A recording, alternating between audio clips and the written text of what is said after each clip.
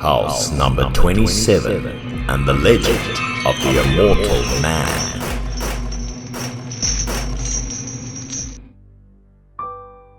Lunch is when the headquarters is at its loudest, as everyone gathers in the dining room. Boss Lu Feng and Captain Chow were also here for lunch. Everyone started chatting with each other. After stressful working hours, only after lunch Boss Lu Feng can relax a bit. Everyone was talking happily when suddenly Captain Chow saw a policeman sitting behind him. It was Vice Captain Yin of 702 headquarters. Captain Chow and Boss Lu Feng started to talk about the recently solved case led by Vice Captain Yin. Captain Chow was angry because he was on leave at the time of the case. He couldn't accept it. It was said that it was a severe case. Boss Lu Feng suddenly laughed and teased the captain that he should be lucky that he didn't take on the case. The whole team was bewildered and didn't know why the boss said that. It was on a break, so Boss Lu Feng also told the team about the compelling case. That day was like every other day at the police station. There were hardly any severe cases, so everyone was playing cards together. Suddenly, the phone rang. Everyone also told each other that hopefully it's not the phone to report the crime. But when the policeman answered the phone, the caller's announcement from the other end startled the officer. This policeman was Yin, the vice captain of the second team, because Captain Chow was on leave. His team would be on duty that day. Seeing Yin's panicked expression, his teammates also wanted to know what was going on. Yin sighed. It was a murder case. Someone died. His face looked grave, and he told his teammates to get ready to go to the scene. At that point, the teammates still didn't know what was going on, so he asked for more details. However, Vice Captain Yin's face suddenly turned grave. He just said that there was a murder and they needed to leave immediately. The whole team started in the afternoon, but at night they had not yet arrived because the scene was a suburban house. The car drove a bit more when it was already dark, and they reached the place where someone reported a murder. That was a spacious house, and around it were also large and beautiful houses, but there was no sign of anyone. They did not know who reported the crime. Mr. Yin and his teammates held flashlights in their hands because this area had almost no streetlights. In the past, this area was a place for nobility, but many things happened, so people abandoned it. Many of these houses were even abandoned. Mr. Yin felt very curious, not knowing who reported the crime because the scene seemed so quiet, as if nothing happened in the area. He double-checked. It was house number 27, as the reporter said on the phone. Mr. Yin's teammate tried to open the main door, but it seemed to be locked. Mr. Yin said they couldn't just break in like that, and couldn't break the door and affect the surroundings. They discovered a small window located not very high up, so his comrade decided to climb inside through the small window. It was pitch black inside, so his teammate couldn't see anything. Below, Mr. Yin still reminded his teammate to be careful, and after entering, he quickly opened the main door. The policeman slowly climbed inside, but everything was too dark. Suddenly he slipped and fell to the floor. Beneath his feet was something very slippery, so he couldn't support his feet. Suddenly he realized on the floor was some very foul-smelling liquid. He quickly shined the flashlight on the hand he was leaning on the floor to see what it was. As soon as he shined the flashlight to look at it, he was amazed. There was fresh blood all over his hands at that time. Only now did he shine the light on the floor, which made him panic even more. The whole floor was smeared with blood. Blood was everywhere. Hearing the screams and the strong impact inside, Mr. Yin was also highly alarmed. At this time, Yin ordered the other policemen to break down the door immediately. They tried to kick and break the door, but the door was solid. It took more than a few minutes before they were able to break the lock and storm inside. When they got there, the four of them were surprised and a little scared. The floor was covered with fresh blood. It looked like murder just happened. The policemen were scared. With such a large amount of blood, there must have been a terrible murder here. Suddenly, Mr. Yin's teammates saw a door. There was also a lot of blood, so the team decided to go in there. Before going to the place, suddenly he saw a boy running very fast past through the door. The policeman was amazed because there was a murder here. Why were there children running around like that? He suddenly raised the gun reflexively just in case. Seeing that his comrades were on the defensive, Mr. Yin rushed to see the situation. Vice Captain Yin ordered everyone to prepare to raid the inside of the room and then slowly move towards the door. But everything inside was perfectly normal. They shined the lights around to get a closer look at the room. That was just a standard room. There was no trace of a fight or blood here. Vice Captain Yin ordered a search around the room to collect evidence. After searching for a while, Mr. Yin suddenly saw a strange picture hanging on the wall. It was a family photo of a husband and wife and their twin sons, but the expressions on their faces of the people in the picture were not happy. After looking around, there was no victim's body, so they decided to seal the scene first, and the following day it was easier to investigate. The following day at Headquarters 702, Vice Captain Yin held an emergency meeting. He let the person investigate that family and also knew the names of the family members. But the strange thing was that he did not find out who called to report the crime and where the victim's body was, so it was impossible to determine who the dead person was. That night, he was on duty as usual. The phone of crime reports rang again and again. Vice Captain Yin answered the phone. It was the same voice from yesterday. After receiving the call, Mr. Yin and a few teammates immediately returned to that house in the night. When they arrived, someone broke the seals and also opened the main door. The window didn't show any signs of breaking in, so the person didn't come in from the window. But the main door didn't show any signs of being vandalized, so how could he open it? Seeing that everything was too suspicious, Vice Captain Yin told everyone to prepare their weapons in case it was the culprit. They went inside and stayed alert because it was very dark inside, easy to ambush. The strange thing was that the blood on the floor had disappeared. Instead, there were only scratches as a fight happened. At this moment, the policeman suddenly heard a strange noise coming from behind. He immediately went back to check and saw a baby's tricycle rolling on the floor. When he turned around, it also stopped like it was looking at him. He found it odd, but Vice Captain Yin urged them to go up to the inspection floor. The team began to slowly make their way upstairs to look. The house was pitch black, but the moon was bright enough for them to walk up the stairs. As soon as they got there, the policeman in the lead suddenly panicked because the tricycle from earlier was rushing from upstairs towards them. They quickly ducked to the side so that the bike could plunge down the stairs.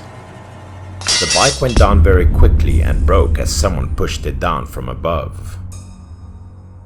At this point, they started to sweat because there was something scary about this house. But as policemen, they had to do their duty and went upstairs. But what was in front of them scared them even more. In front of them was a man sitting neatly on a chair against a wall. Before they would react, the man disappeared right before their eyes. They were shocked as to what was going on, and the man from earlier looked a lot like the one in the family photo. The whole team was still bewildered when downstairs they heard the sound of footsteps walking on the wooden floor. They hurriedly looked down in fear that the perpetrator would return to the scene to check.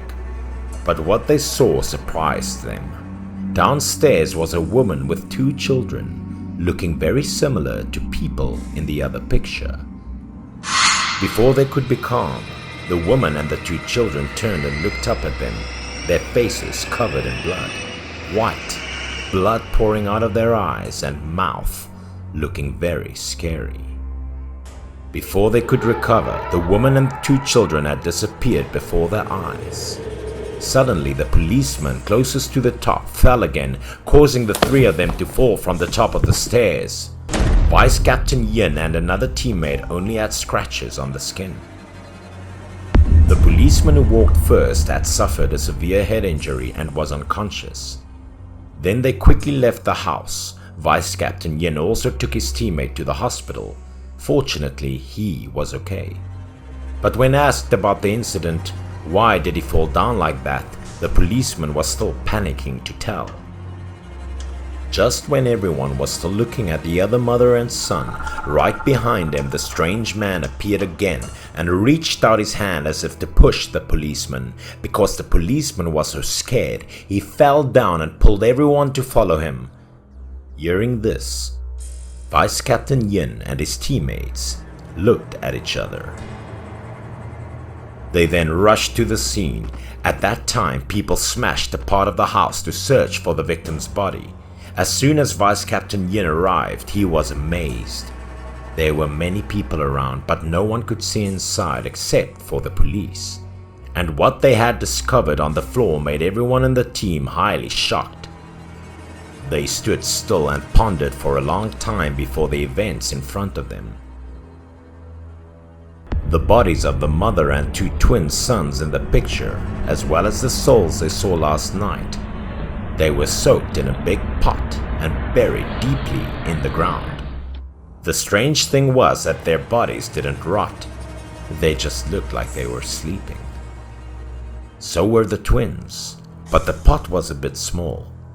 How would all 3 of them fit in? Vice Captain Yin ordered their bodies to be brought back for forensic investigation to determine the cause of death. They quickly brought the bodies back to the headquarters. According to the initial autopsy, someone stabbed them with a sharp knife, which resulted in their deaths. However, it was amazing how they didn't have any wounds on their bodies. It was likely they healed on their own. The forensics team then showed the Vice Captain Yin the female victim's bone X-ray image. The victim's bones had many wounds, but it was showing signs of healing. After listening to the forensics, Vice Captain Yin wondered, how did that happen? The forensic doctor said that he had also heard of a method of witchcraft that could bring the dead back to life. And the way the woman and 2 children were soaked in a large jug of water was for that purpose. Hearing this, Vice Captain Yin also started to sweat because it was his first time encountering something like this. The forensic doctor said that he would continue to investigate. If there were any more clues, he would notify Mr. Yin immediately. Then something strange happened. Yin received an urgent call to the interrogation room. There was a suspicious man who asked to confess and asked the police to protect him. But for some reason he seemed to be very cooperative with the police. He said that he couldn't live in fear anymore. Only by going to prison would he be safe. Therefore, he would tell everything. He was a thief. That day he directed 3 more guys who decided to break into house number 27. Those 3 guys covered their faces, held knives, and burst into the house because they investigated that the house was usually only occupied by 3 people, the mother and her sons. With the mother's fierce resistance, they stabbed her to death. Then they also killed both the boys. They took away all the money and jewelry available in the house. Just as they were about to escape, a man entered the house from outside. Seeing his wife and children die tragically, the husband was furious. 3 thieves rushed in to attack, but the husband beat them up. Then the husband stole the knife and killed them all. Blood filled the floor with blood like a sea of blood. That day, because he was the last thief standing guard outside, he was lucky to escape death, but then he was always haunted by the events of that day. Vice Captain Yin asked about the husband's appearance. He described the husband's figure, and the unique feature was that there was a mole above the top of his eyebrow. Vice Captain Yin asked him if he knew where the husband was. After his comrades were killed, he let people watch and knew the husband's area, but did not dare to approach. According to the thief's instructions, the police came and searched around the area. This was a wild mountain area. After nearly a day of pursuit and scuffle, the police finally caught him. Because the husband was very dangerous, the resistance was very high, so the police carefully escorted him to the headquarters. Arriving at the police office, he was still very loose and showed no fear in front of the police, making Deputy Yin very angry.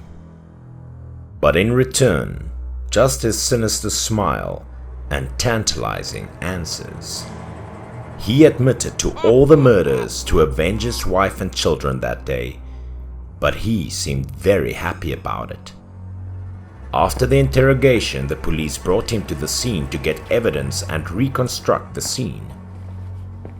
On the way past the prison, the husband saw the thief who was still alive that day. The thief was scared and trembled when he looked at him.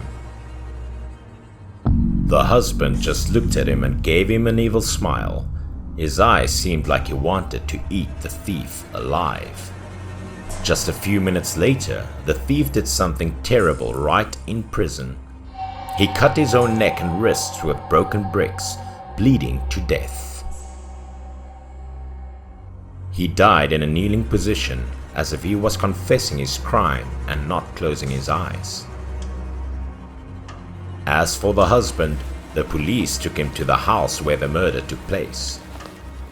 When he stood in front of the pot containing the bodies of the mother and sons, the police wanted him to reveal his motives for doing it.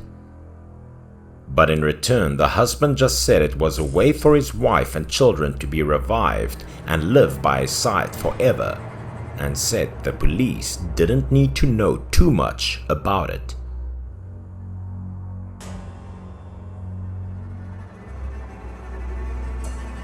Right after that, the husband said that there was nothing left for him to stay here. He had had enough fun. With his attitude, Vice Captain Yin was also surprised. And in an instant, the handcuffs were quickly removed by the husband.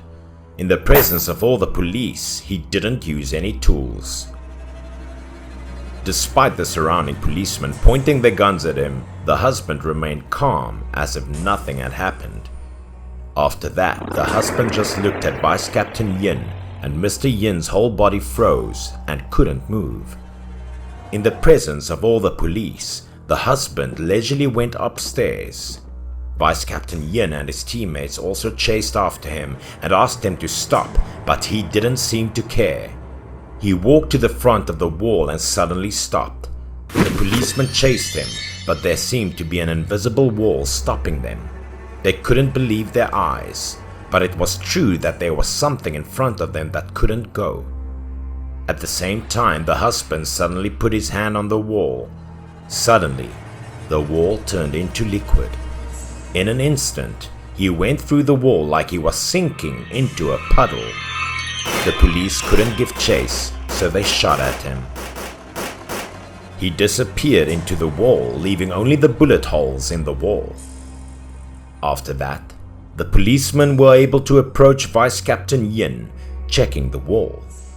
It was still as sturdy as usual, and the bullets were still digging deep into it. Suddenly, the floor shook violently like an earthquake. In a split second, the police officers and Vice Captain Yin were back at the old place where the husband left the water pot with the bodies of the mother and sons. And that husband has disappeared since then. There was no way to investigate his whereabouts. Hearing Boss Lu Feng talk about this, the whole team was shocked because they couldn't believe it happened.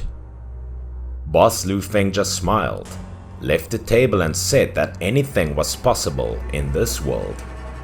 Captain Chow was very curious about the case, so he deliberately followed his boss to ask more about the woman's ghost and 2 children. Boss Lu Feng just sighed and said that it's impossible to revive the dead.